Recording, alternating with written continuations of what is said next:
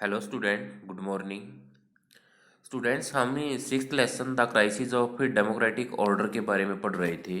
और अब तक हमने background to emergency, economic context और गुजरात एंड बिहार मूवमेंट्स और नक्सलिस्ट मूवमेंट के बारे में पढ़ा है। आज हम कॉन्फ्लिक्ट विद जुडिशरी के बारे में पढ़ेंगे, रेलवे स्ट्राइक ऑफ 1974 के बारे में पढ़ेंगे और declaration of emergency, crisis and response, इसको और कॉन्सिक्वेंसीज के बारे में पढ़ेंगे। आज हमें लाइन टू लाइन ना पढ़ करके एक पेज का एक्सप्लेनेशन मैं एक बार में ही दे दूंगा। आपको अच्छे से सुनना है और अच्छे से सुनने के बाद फिर आप अपनी बुक से लाइन टू लाइन पढ़ के देखेंगे तो आपको इजीली समझ आ जाएगा। सबसे पहले हम पढ़ते हैं रेलवे स्ट्राइक ऑफ 1974। जैसा कि हमने देखा है कि देश में इमरजेंसी लागू की गई थी, तो इमरजेंसी लागू करने के लिए कैसी सिचुएशन बन गई थी, उसका बैकग्राउंड कैसे बना था कि इमरजेंसी लागू करनी पड़ी। तो रेलवे स्ट्राइक हुई थी 1974 में। इसके बारे में मैं एक बार में ही बता देता हूँ। देखो, उस टाइम पे देश की इकोनॉमी जो थी ना, वो रेलवे पर बहुत ज़्यादा टिकी हुई थी। आदमियों का आना जाना, सामान का लेना ले जाना, वो सारा का सारा रेलवे के द्वारा ही किया जा रहा था। और अगर रेल एक दिन के लिए बंद कर दी जाती है, देश में ट्रेन नहीं चलती, तो उसमें ही काफ़ी असुविधा का सामना करना पड़ता है, इनकन्वीनियंस महसूस होता है। और यहाँ पर जो रेलवे स्ट्राइक थी वो एक या दो दिन के लिए नहीं थी, कई सप्ताह के लिए रेलवे स्ट्राइक की घोषणा कर दी गई थी। लेकिन अगर ट्रेन को एक या दो दिन के लिए बंद कर दिया जाता है ना, तो ही काफ़ी परेशानी होनी शुरू हो जाती है। तो यहाँ पर क्या दिया गया है कि 1974 में ऐसा ही होता है, रेलवे स्ट्राइक होती है और यहाँ पर रेलवे कर्मचारी जो थे उन्होंने अपनी मांगे मनवाने के लिए सरकार को प्रेशराइज करना शुरू कर दिया था। और रेलवे मैन जो थे वो स्ट्रगल कर रहे थे जॉर्ज फर्नांडिस के साथ। जॉर्ज फर्नांडिस के साथ वो स्ट्रगल कर रहे थे और एम्प्लॉय जो थे वो क्या कर रहे थे, प्रेशर बनाने की सोच रहे थे। वो अपनी सैलरी को बढ़वाना चाहते थे या अपनी फैसिलिटीज़ को और ज़्यादा इंक्रीज करना चाहते थे। अब रेलवे कर्मचारियों के साथ साथ जो लेबर ग्रुप था वो भी उनके साथ इंक्लूड हो जाता है। जो लेबर ग्रुप था उसने भी ये सोची कि भाई वो भी अपनी मांगे मनवा ले, तो वो भी स्ट्राइक में शामिल हो गई। लेकिन गवर्नमेंट ने इसकी तरफ ज़्यादा ध्यान नहीं दिया। गवर्नमेंट एम्प्लॉयज़ के प्रेशर में नहीं आई। उल्टा गवर्नमेंट ने क्या किया, रेलवे ट्रैक की प्रोटेक्शन के लिए आर्मी को बुला लिया। आर्मी मैन वहाँ रेलवे ट्रैक की प्रोटेक्शन के लिए लगा दिए गए और उन्होंने रेलवे के जो एम्प्लॉय थे उनकी मांगों की तरफ ध्यान ही नहीं दिया। और रेल गवर्नमेंट ने उनकी इस स्ट्राइक को इलीगल कह दिया। अब जैसा कि गवर्नमेंट ने मना कर दिया था कि भाई वो रेलवे के जो एम्प्लॉयज़ हैं उनकी डिमांड्स को नहीं मानेंगे, तो आखिरकार रेलवे एम्प्लॉयज़ ने हार मान करके 20 डेज के बाद इस पे सेटलमेंट कर ली थी। यानी कि उन्होंने इस स्ट्राइक को बंद करने की घोषणा कर दी थी। तो ये तो थी रेलवे स्ट्राइक ऑफ 1974। उसके बाद आता है कॉन्फ्लिक्ट विद जुडिशरी। अब देश में इमरजेंसी लागू करने के लिए एक रीज़न ये भी था कि यहाँ पर कॉन्फ्लिक्ट विद जुडिशरी था। कॉन्फ्लिक्ट विद जुडिशरी मतलब गवर्नमेंट और जुडिशरी सिस्टम दोनों में कॉन्फ्लिक्शन बना हुआ था, खींचतान बनी हुई थी, झगड़ा था। तो कैसे था कि यहाँ पर गवर्नमेंट रूलिंग पार्टी जो थी उसने जुडिशरी के साथ मतभेद पैदा कर लिए थे, डिफरेंसेस पैदा कर लिए थे। और वो डिफरेंसेस कैसे थे कि जो गवर्नमेंट थी उसने तो क्या कहा था कि पार्लियामेंट किसी स्पेशल सिचुएशन में सिटीजन्स के फंडामेंटल राइट्स को सस्टेन कर सकती है। लेकिन कॉन्स्टिट्यूशन के अकॉर्डिंग जुडिशरी सिस्टम जो है वो मना कर देता है, या कोर्ट इस चीज़ के लिए मना कर देता। सुप्रीम कोर्ट ने ये कहा था कि पार्लियामेंट फंडामेंटल राइट्स को सस्पेंड नहीं कर सकती। उसके बाद दूसरा जो रीजन था जुडिशरी और गवर्नमेंट के बीच कॉन्फ्लिक्शन का, दूसरा रीजन था कि जो पार्लियामेंट है वह कि कॉन्स्टिट्यूशन में कोई भी अमेंडमेंट नहीं कर सकती। कोई भी अमेंडमेंट करने का मतलब अपने मनमाने ढंग से कोई अमेंडमेंट नहीं कर सकती। और कोर्ट ने ये भी बात नकार दी थी कि पार्लियामेंट के पास ऐसा कोई अधिकार नहीं है। और तीसरा जो रीजन था वो ये था कि पार्लियामेंट कोई भी अमेंडमेंट करके फंडामेंटल राइट्स को कम नहीं कर सकती। फंडामेंटल राइट्स की जो वैल्यू है उसको कम नहीं कर सकती। और पार्लियामेंट ये कह रही थी कि भाई पार्लियामेंट ये सोचती थी कि कॉन्स्टिट्यूशन में डायरेक्टिव प्रिंसिपल्स को इफेक्टिव बनाने के लिए पार्लियामेंट फंडामेंटल राइट्स में कमी ला सकती है। लेकिन सुप्रीम कोर्ट इस बात को रिजेक्ट कर देता है कि directive principles of state policy, नीति निर्देशक सिद्धांतों को इफेक्टिव बनाने के लिए फंडामेंटल राइट्स में कमी या फंडामेंटल राइट्स को एब्रीज नहीं किया जा सकता। उसके बाद सुप्रीम कोर्ट रिजेक्टेड, तो सुप्रीम कोर्ट ने इसको रिजेक्ट कर दिया। उसके बाद क्या होता है, दोनों के रिलेशन में कन्फ्लिक्शन पैदा हो जाती है या दोनों के रिलेशन डिफरेंट हो जाते हैं और दोनों में खींचतान बनी रहती है। उस टाइम पे एक केशवानंद भारती का फेमस केस था जिसमें जो फैसला सुनाया गया था, constitution and the parliament can not amend these features. तो उसमें भी गवर्नमेंट और कोर्ट के बीच में खींचतान बनी थी।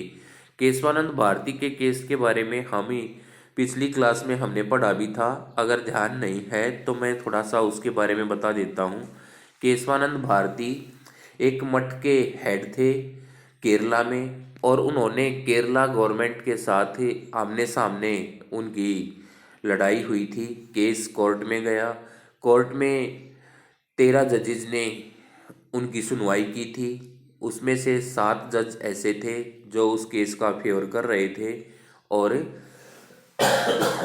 6 जज ऐसे थे जो उस केस का विरोध कर रहे थे।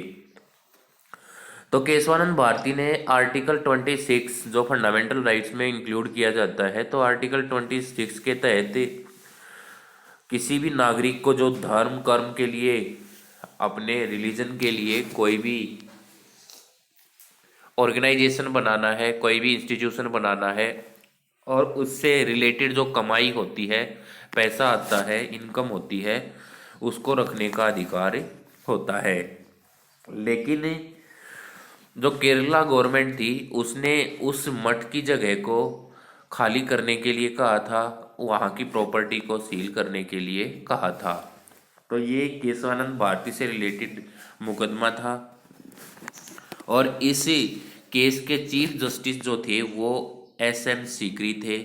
इसके अलावा 6 जस्टिस और थे SM सीकरी के अलावा, जिन्होंने इस केस के फेवर में बात कही थी और 6 ने इसका अपोज किया था। तो ये था कॉन्फ्लिक्ट विद जुडिशरी। और ये केशवानंद भारती का जो केस था ना, ये 1973 में गया था और ये अक्टूबर में इसकी सुनवाई की गई थी। 31 अक्टूबर 1972 से लेकर के 23 मार्च 1973 तक इसकी सुनवाई की गई थी और कुल 68 डेज के लिए इसकी सुनवाई की गई थी। 68 डेज के बाद इस पर फैसला लिया गया था। तो इस तरीके से ये केशवानंद भारती का मुकदमा इसमें शामिल किया गया था और बाकी इसमें दे रखा है, जस्टिस के नाम दे रखे हैं कौन कौन इसमें शामिल था। उसके बाद आता है डिक्लेरेशन ऑफ इमरजेंसी। तो डिक्लेरेशन ऑफ इमरजेंसी, क्योंकि सिचुएशन कुछ ऐसी बन गई थी कि आखिरकार इमरजेंसी की घोषणा करनी पड़ी। तो इमरजेंसी कब लागू की गई थी? 12 जून 1975। जस्टिस जगमोहन लाल सिन्हा थे इलाहाबाद हाई कोर्ट में। उन्होंने इंदिरा गांधी के इलेक्शन को क्या अवैध घोषित कर दिया था।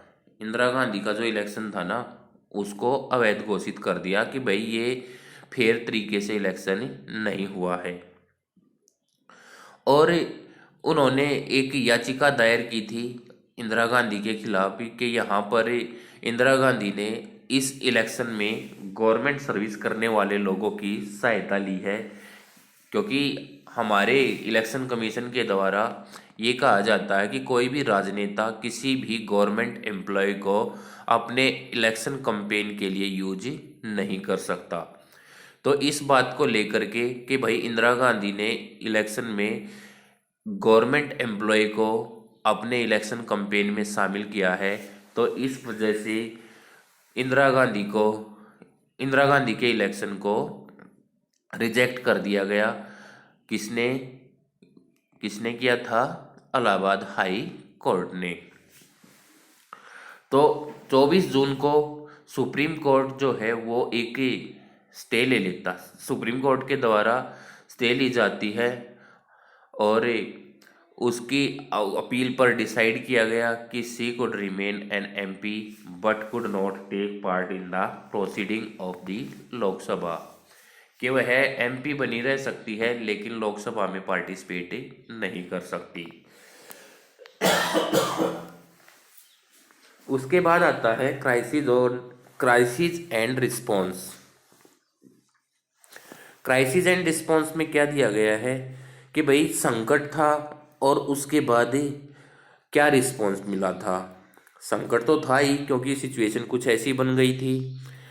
तो इस स्टेज पर आकर के क्या होता है, जयप्रकाश नारायण, जिसके बारे में हम पढ़ चुके हैं पहले भी, जयप्रकाश नारायण जिसने राजनीति से संन्यास ले लिया था, लेकिन ये गुजरात और बिहार आंदोलन के लीडर भी बने थे। ये स्टूडेंट के रिक्वेस्ट करने पर इन्होंने जितनी भी गैर कांग्रेसी पार्टीज थी उनकी अगुवाई की थी और उन्होंने इंदिरा गांधी पर प्रेशर डालना शुरू कर दिया था। और 25 जून 1975 को एक बहुत बड़ा प्रदर्शन किया गया, एक बहुत बड़ी सभा की गई।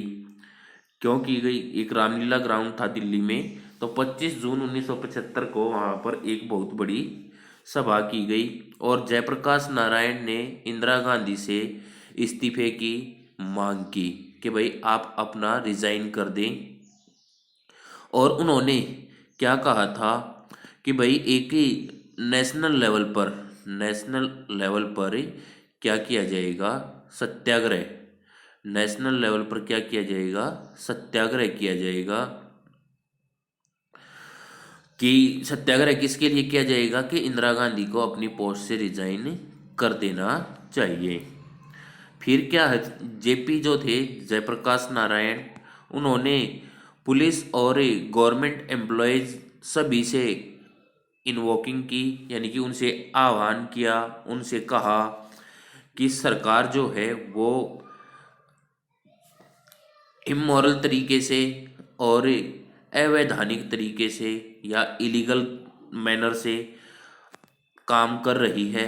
और इसके बाद उन्होंने जो सरकारी कर्मचारी थे, गवर्नमेंट एम्प्लॉयज थे और पुलिस वर्कर थे, उनको भी इसी का विरोध करने के लिए कहा था। उसके बाद आता है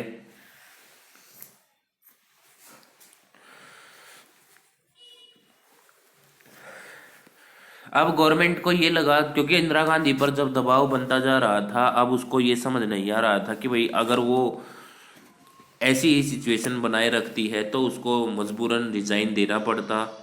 अब इंदिरा गांधी ने दिमाग से काम लेना शुरू किया और 25 जून 1975 को इमरजेंसी की घोषणा कर दी, नेशनल इमरजेंसी की घोषणा कर दी। और ये घोषणा आर्टिकल 352 के तहत की गई थी। क्योंकि हम ही पिछली क्लास में भी पढ़ चुके हैं कि जो इमरजेंसी लगाई जाती है वो 352, 56 और 60 के तहत लगाई जाती है। 352 के तहत क्या होता है कि अगर देश में इंटरनल या एक्सटर्नल किसी भी तरह की गड़बड़ है, किसी भी तरह की इमरजेंसी आती है, तो हम 352 के तहत इमरजेंसी लागू कर सकते हैं। उसके बाद दिया है जो नेशनल इमरजेंसी लगाई गई थी, नेशनल इमरजेंसी जो लगाई गई थी उसकी घोषणा की गई थी, उससे जो हमारा सेंट्रल गवर्नमेंट होती ये सॉरी जो कॉन्स्टिट्यूशनल तरीका होता है, कॉन्स्टिट्यूशनल मैनर होता है, वह इनइफेक्टिव हो जाता है, वह प्रभाव में नहीं रहता। उसमें गवर्नमेंट अपने मनमानी करती है। गवर्नमेंट, क्योंकि हमारे कॉन्स्टिट्यूशन में दिया गया है कि अगर इमरजेंसी लागू की जाती है देश में, तो गवर्नमेंट अपने तरीके से कोई भी काम कर सकती है। इवन कि जो फंडामेंटल राइट्स हैं लोगों के, उनको भी सस्पेंड कर सकती है। और इंदिरा गांधी ने किया भी ऐसा ही, क्योंकि उसने इमरजेंसी को लागू ही इसलिए किया था कि भाई देश में जो उनके खिलाफ आवाज़ उठी थी वो ना उठ पाए। तो यहाँ पर गवर्नमेंट ने अपनी स्पेशल पावर का यूज करना शुरू कर दिया, क्योंकि इमरजेंसी में स्पेशल पावर यूज कर सकती है गवर्नमेंट। और फिर क्या होता है, ऑन द नाइट ऑफ 25 जून 1975, 25 जून 1975 की रात को प्रधानमंत्री कौन थी? इंदिरा गांधी। उन्होंने राष्ट्रपति फखरुद्दीन अली अहमद को इमरजेंसी लागू करने के लिए कह दिया, और उन्होंने एक घोषणा की, तुरंत घोषणा की, और आधी रात के बाद electricity to all the major newspaper offices was disconnected. जहाँ से न्यूज़पेपर छपते थे उन सभी ऑफिसेज की इलेक्ट्रिसिटी को ख़त्म कर दिया गया। In the early morning a large number of leaders and workers of the opposition parties were arrested. बहुत से लीडर्स को, जो अपोजिट पार्टी के थे, वर्कर्स को अरेस्ट कर लिया गया, और cabinet was informed about it at special meeting at 6 AM on 26 जून। और 26 जून को उन्होंने अपने कैबिनेट मिनिस्टर्स को स्पेशल मीटिंग के लिए बुला लिया था। उसके बाद कॉन्सिक्वेंसेस, चलो यहाँ तक ही कर लेना क्योंकि लंबी वीडियो हो जाएगी। कॉन्सिक्वेंसेस के बारे में हम ही नेक्स्ट वीडियो में पढ़ेंगे। Thank you. यहाँ तक का मैटर आप पढ़ लेंगे और अपने नोट्स तैयार करेंगे।